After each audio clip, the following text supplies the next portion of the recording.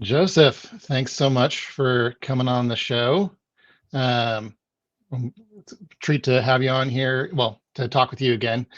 We've talked before, but yeah, for the people who are listening in, uh, can you tell folks a little bit about your background and what you do? Yeah, I am the director of growth at Proofpoint Marketing, and we're a go-to-market consulting company that's focused on professional services. And I used to be in the director of demand generation role at Proofpoint, and so I was focusing mostly on client accounts, so delivering marketing and consulting work for clients and managing client accounts and working with them. And then my current role, I'm kind of the person who's making sure that we're practicing what we're preaching internally and doing marketing and business development for our team here. And yeah, I guess kind of probably to pivot into our conversation, a huge part of my focus with our clients over the last year and then moving into this role has been figuring out how to bridge the gap between marketing and sales and get really clear alignment between those two teams so that you can actually hit your growth goals that you're trying to. Yeah. Well, I remember from our prior conversation, I asked you, like, I've heard people say they're the director of growth or growth is part of their role. And I was like, what exactly does that entail? And you basically said, that's kind of the marriage of sales and marketing. And we kind of talked a little bit about that for a little while. So I'd love to kind of revisit that and kind of unpack what you mean when you're talking about growth and kind of that marriage of sales and marketing. Yeah, I mean, so that's exactly it in this role, and that's kind of what we're building out here is marketing and the sales, or in the professional services world, business development is a much friendlier term. They don't always like the word sales. So it's kind of a marriage between business development and marketing in the same department. So ultimately, here we're going to structure that out, as we grow to marketing and business development reporting into one person at our team, at our company, rather than them being seen as two separate functions that are completely disconnected from each other, doing, helping to grow the business in their own way, completely separate from each other, and typically reporting into different people. When you do that, then it's hard to have an aligned go-to-market strategy, a unified approach. And ultimately, the high level goals, even though individual goals might change from marketing to sales or marketing to your business development function, ultimately you need to be going after the same business objectives, and you need to understand what the business objectives are. And revenue is typically one of those, but there's other things that marketing and business development can impact, like margins and profitability, and some of these things that if there's an understanding for how to impact those things through marketing or business development, you can really you just multiply your efforts. It's working as the same team instead of kind of pulling against each other and fighting for the same budget with totally different goals. Yeah. And it seems like sometimes you can have teams where they both think they're pulling in the same direction, but they just aren't communicating. And then they finally do communicate, and it's like, oh no, we've been, working at kind of pulling in different ways. I guess what my question to that is that one of the most common sort of things that you run into, or are there other sort of conflicts or headaches that tend to arise, and kind of how do you approach solving for those? Yeah, I mean, I would say the biggest thing is just if the metrics and goals for the two functions, marketing and business development, are totally different, you're not going to be aligned. It's not going to happen. So if marketing's like, oh, we're trying to increase followers on our social pages and increase website traffic and increase, leads, and that's kind of their focus, and then sales is like, hey, we need to beef up our pipeline and we need to close net new accounts so that we can increase revenue and kind of diversify the audience, the customer base that we have, or we need to focus on nurturing existing accounts, and that's where the lowest hanging fruit is, and the most opportunity is existing accounts. So, sales is focusing on that revenue side, and then marketing is doing something completely different. And that's typically what I see, is just they are actually doing two completely separate things, and their goals are so far apart from each other that there's not really a way to communicate success across the teams. So what ends up happening is the sales leader is going to go, I need more leads. My sales team's good once they have a lead coming in, but you're not sending enough to us. And if we're going to grow revenue, we got to have more leads coming in. And the marketing person's like, well, I can't just pull leads out of a hat. There's all this content that has to be created and campaigns. Yeah, but what's really happening is that they're speaking a different language, and really they're kind of on two completely separate planets from each other. And, there isn't this defined language that they're both using, and defined metrics. So for instance, a lead to marketing might not mean the same thing as a lead to sales. And, a marketing qualified lead, if that's not clearly defined, or a sales qualified lead, then there's going to be discrepancy. But if it's really clearly defined, and the CRM is being updated on both ends to make sure that the information is accurate and clear, so that either department, without talking to each other, could look at an opportunity in your CRM and go, okay, that's hit the threshold to qualify as an account. If you don't have that level of communication and process between those two teams, they're just going to fight. It's going to be like, oh, well, we sent you 50 leads last month. And then the sales team's going to go, those are all terrible. Those aren't leads. They, nobody wanted to buy today. And it's like, well, no, they didn't want to buy today. You need to nurture them. Come on, give them a call. And it's like, well, those are at accounts that we could never close in the first place, And so that's the kind of conversation that ends up, that I end up hearing from the types of clients that we work with. Yeah. It sounds like there's almost like at a basic level, just defining terms and making sure that you're defining leads and some of those other things in the same way, because it seems like that can lead to a lot of poor communication and a mismatch of goals. Yeah, absolutely. If you're not using the same language, there's no way that you can be pulling in the same direction. I think the other thing is I've been in marketing and sales roles. So I kind of have always had a little bit of a perspective and respect for what the other side can do and what they can't do, and kind of the value that each side of the equation brings. But I find that a lot of people who are in marketing and a lot of people in sales don't really understand the value that the other team can bring. So there's always, I don't want to say always, but I tend to see kind of negativity associated with the other department. Like, oh, they're just a creative people. When I need a brochure, they'll send it over to me, but I don't know if anything else that they do makes an impact from coming from, the business development side. And then from the marketing side, it's like, oh, they just want to close deals today, and they want to sit back and only talk to people that are ready to buy, and they're not looking to nurture relationships, and they're only thinking short term for their own self-interest because they need to hit their goals to make money, and we care about the customer. There kind of ends up being this animosity, and not really seeing the value of the other team. Whereas if there is unified business goals that are clear and set out ahead of time that both teams are working towards, and then they each have their own KPIs that measure up into those goals, and then there's the communication between those teams so that they're regularly meeting together to say, hey, here's what's actually going on. Like, you've been sending us these leads that we both agreed are sales qualified leads, but we've now talked to 15 of those people, and none of those have turned into pipeline. And so, then you need to have this discussion. Well, is it a sales process problem, and that's why they're not turning into opportunities? Or is it that we're going after the wrong people, and maybe our paid ads are run at the wrong target audience? And so if you're not having those regular touch bases to go, hey, are we still on the right track? Are we working together to meet this goal? And treating it more as a team.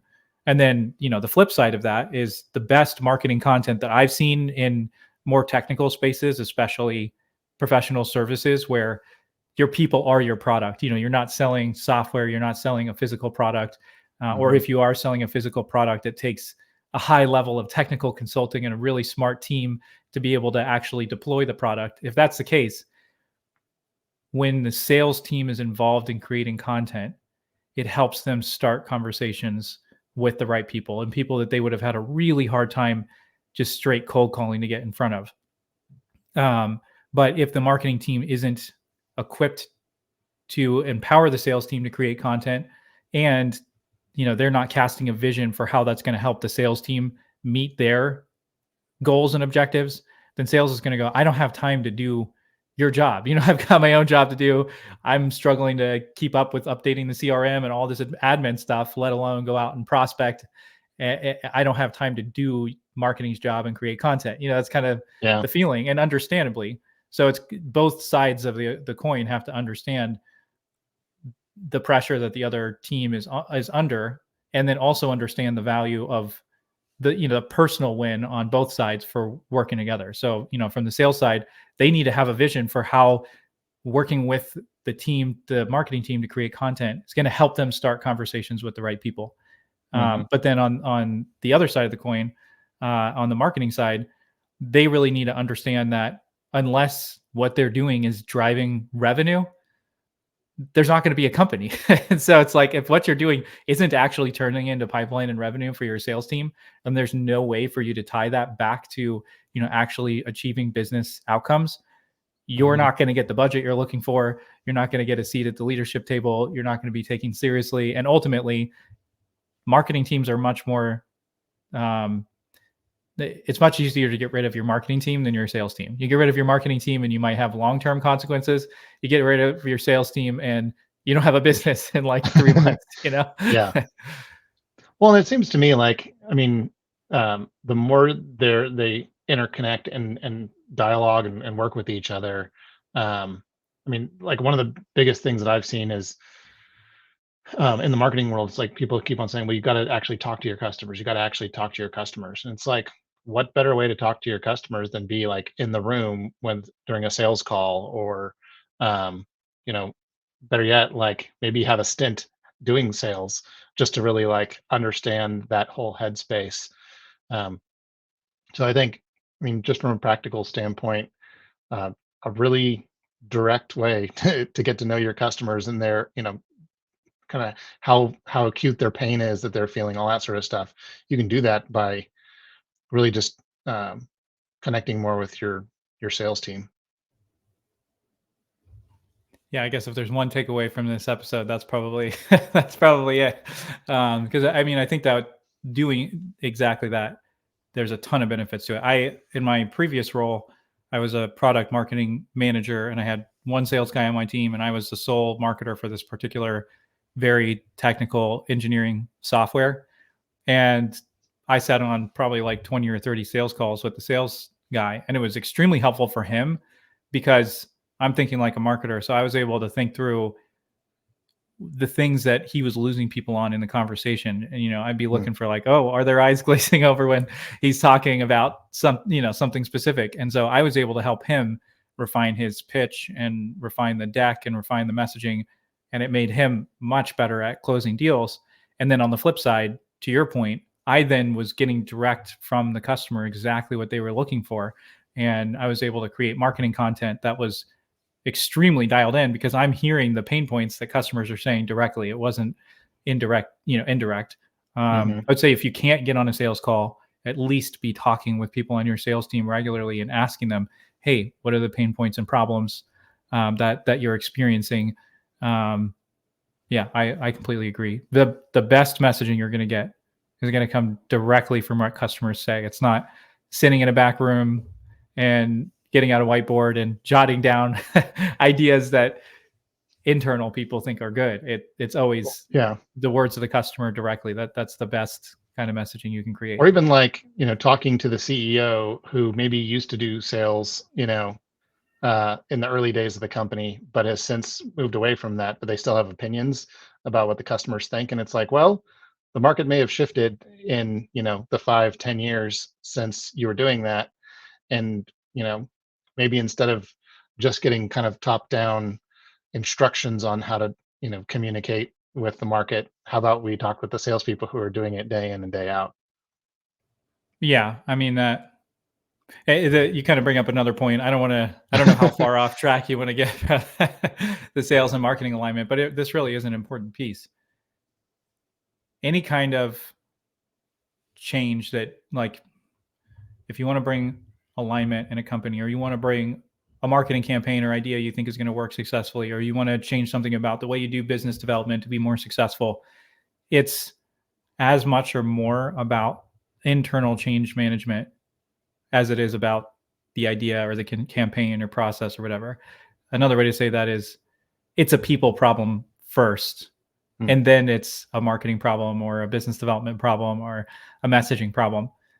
If you can't get your team internally to agree that you have a problem, and including your CEO or including senior leadership, if you can't navigate that and show that this is really an issue that needs to be resolved, you're not going to be successful. Even if you get budget approval, you need more than budget approval to change your messaging or your positioning, or to change something about the product that's just not quite working. It makes it very hard to market or sell your product. You're not going to get those changes made, the ones that actually move the needle, unless you can get all the stakeholders to agree to put effort in, and their own personal time or reputation or weight behind making that change. If you can't do that, you're not going to be successful at growing, helping to grow a company. Yeah, that makes a lot of sense. Well, I'm trying to think. We've covered a lot of the sales and marketing alignment piece, and I think you've kind of covered. I was going to ask if like there's one piece of advice you'd give to a salesperson about marketing and a marketing person about sales, but you kind of touched on that. Are there any sort of, I guess, remaining maybe sort of like practical steps that the average professional services, biz dev or marketing operations can do in your mind to at least be taking steps in the right direction? I know you already mentioned like, shared metrics and things like that. So anything, I guess, in addition to the things you mentioned? Yeah, I'll take this from two angles. One is going to be like ultra tactical as far as what I've seen work marketing content wise that helps start conversation for business development people. And if you want to know more about this, if you just check out content that I post, I'm posting about this topic a lot because it works super well. So if you're a marketer, help your business development team create content using information that they're already sourcing. So they're probably reading articles or reading research, or going to conferences, so they're hearing about things that are going on in the industry. Encourage them to go sit in on a keynote if they're going to an event, so they can get an idea of what people are saying.